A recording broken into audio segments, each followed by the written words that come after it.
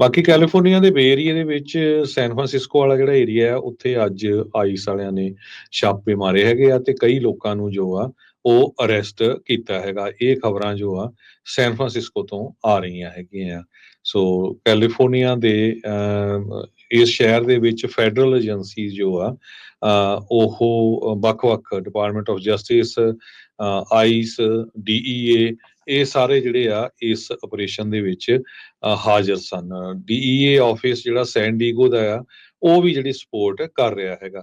ਸੋ ਆਪਾਂ ਜਿਸ ਤਰ੍ਹਾਂ ਸਵੇਰੇ ਖਬਰਾਂ 'ਚ ਦੱਸਿਆ ਸੀ ਭਈ ਆਈਸ ਵਾਲਿਆਂ ਨੂੰ ਇੰਸਟਰਕਸ਼ਨਸ ਦਿੱਤੀਆਂ ਗਈਆਂ ਭਈ ਹਰ ਰੋਜ਼ 3 ਵੱਖ-ਵੱਖ ਸ਼ਹਿਰਾਂ ਦੇ ਵਿੱਚ ਜਿਹੜੇ ਛਾਪੇ ਆ ਇੱਕੋ ਟਾਈਮ ਮਾਰੋ। ਉਹ ਮਾਰੇ ਜਾਣ ਇੱਕੋ ਟਾਈਮ ਤੇ। ਜੀ ਬਿਲਕੁਲ। ਸੋ ਕਿਤੇ ਵੀ ਹੋ ਸਕਦੇ, ਇੱਕ ਸੂਬੇ 'ਚ ਵੀ ਹੋ ਸਕਦੇ ਆ, ਉਹ ਵੱਖ-ਵੱਖ ਸੂਬਿਆਂ 'ਚ ਵੀ ਜਿਹੜੇ ਉਹ ਹੋ ਸਕਦੇ ਆ।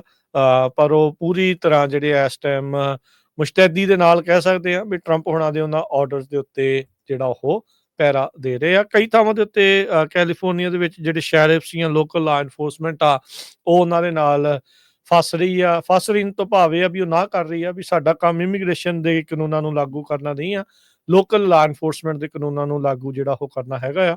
ਸੋ ਉਹ ਇੱਕ ਜ਼ਰੂਰ ਮੁੱਦਾ ਬਣ ਰਿਹਾ ਆ।